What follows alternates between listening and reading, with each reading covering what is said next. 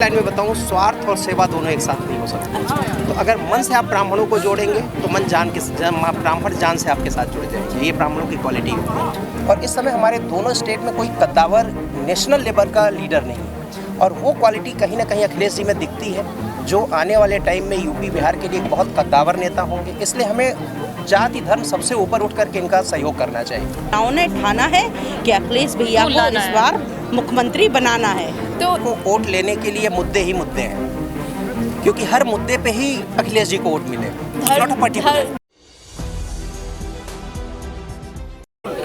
नमस्कार, मैं निधि मिश्रा और आप देख रहे हैं 4 PM। आज हम समाजवादी पार्टी की किसी रैली में नहीं है, हम कार्यक्रम में हैं। जानेंगे पहले यहाँ की महिलाओं से कि किस बात का कार्यक्रम है।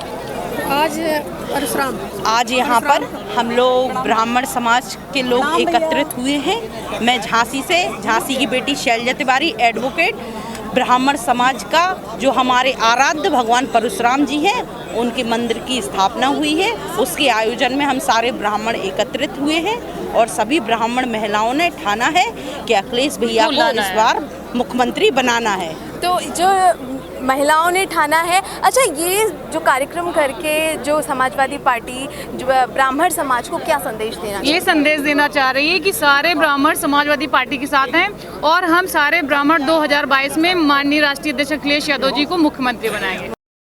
पंडित जी बताएं कि अभी अखिलेश यादव ने जैसे कि पूजन किया, आपकी किसी तरह का मन में ऐसा ख्याल आता है कि हाँ जो है, क्योंकि ब्राह्मण चेहरा जो है हमेशा से ही बीजेपी के पक्ष में रहा है, और आपको क्या ऐसा ख्याल आता है कि हाँ समाजवादी पार्टी भी ब्राह्मणों के लिए कुछ कर सकती है? हाँ, नो डाउट। आज जैसा किया गया जो फंक्शन था और अखिलेश जी ने जिस तरह से प्रॉमिस किया, तो लगता है कि जरूर ब्राह्मणों के लिए कुछ करना चाहते हैं। काफ़ी स्वागत योग्य है। काफ़ी संतुष्टि, हाँ संतुष्टि लगी, अच्छा लगा, इसमें कोई डाउट नहीं। तो मतलब क्या आप ऐसा लगता है कि क्योंकि ब्राह्मण जो चेहरे उन्होंने भी काफ़ी, जैसे हरिशंकर तिवारी हो गए, बड़े बड़े चेहरे उन्होंने पार्टी में शामिल किए हैं, लेकिन इन सब के बीच सबसे बड़ा सवाल ये आ जाता है, ये क्या सचमुच ब्राह्मण उन पर भरोसा करेंगे? क्योंकि बीजेपी में लगातार जो है जिस तरह पूर्वांचल में अपना गेम खेल रही है, अगर आपको पता हो तो शिव प्रताप शुक्ला जी को उन्होंने ब्राह्मणों को समझाने की कमान दी हुई है।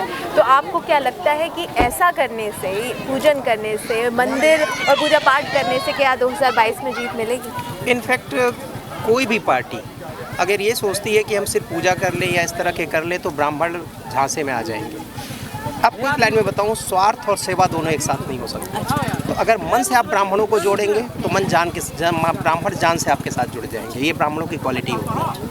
बिल्कुल होती है ब्राह्मणों की क्वालिटी। अच्छा, आपको क्या लग रहा है, जुड़ रहे हैं मन से, स्वार्थ से? इस समय तो फिलहाल यही लग रहा है कि जुड़ रहे हैं, मन से जुड़ रहे हैं, तभी तो हम लोग यहाँ पे हैं। 2022 में कैसा लग रहा है कि किसकी जीतोगी आपके मन से, एक व्यक्तिगत विचार? वैसे ये क्वेश्चन तो बहुत कॉम्प्लिकेटेड है, लेकिन अगर हमसे पूछा जाए तो Akhilesh ji no doubt good CM. No doubt good CM. अच्छा, क्योंकि पहले भी रहे हैं, कुछ बदलाव नजर आता है? क्योंकि आपने चेहरे खूब देखे, अगर हम युवाओं की बात करें तो युवाओं ने इतने चेहरे नहीं देखे हैं, क्योंकि जब हम किसी ऐसे पर्सनालिटी से बात करते हैं जिसने चेहरे देखे हैं मुख्यमंत्री में, वो डिफरेंस कर सकता है कि अंतर बता सकता है कि कौन ज़्यादा बेहतर है, कौन ज़्यादा बेहतर नहीं है। तो आपको ऐसा लगता है दोबारा से आएंगे तो ज़्यादा बेहतर तरीके से आएंगे, परफेक्ट अखिलेश यादव? अखिलेश जी से मेरी एक दो बार और भी एक बार बहुत लंबी बात हुई है, अप्रॉक्स 1 आवर के अबव हुई है, और विचारधाराओं से नो डाउट वो एक बेहतरीन सीएम लगते हैं।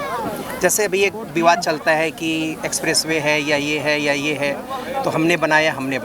मैं फिजिक्स पढ़ाता हूँ, और ये ड्रेस देख करके आप ये मत सोचिएगा किसी पार्टी रिलेटेड है। ये ड्रेस तो अभी असल में रंगों का जो भेद है वो ऐसा हो गया है कि हम पत्रकारों को भी अगर कोई कपड़े पहन के किसी रैली में जाना होता है तो 10 बार सोचते हैं कि ऑरेंज नहीं पहन के जाना है, रेड नहीं पहन के जाना है, ब्लू नहीं पहन के जाना है, 10 बार सोचना पड़ता है। एक्चुअली मैं स्वामी विवेकानंद शिक्षा मिशन से जुड़ा हुआ हूँ, इसलिए हमारा ये ड्रेस है।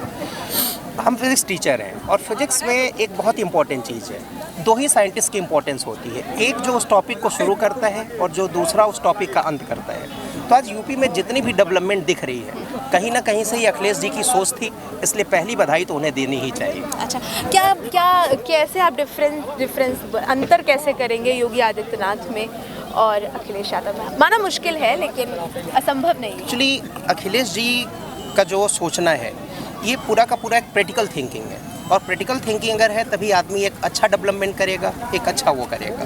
प्लस विवेकानंद जी के अकॉर्डिंग जो कहा था उन्होंने, गृहस्थ आश्रम सबसे बड़ा आश्रम है। तो मुझे लगता है कि जो पारिवारिक आदमी है वही परिवार को और दूसरे को ज़्यादा अच्छा समझ सकता है।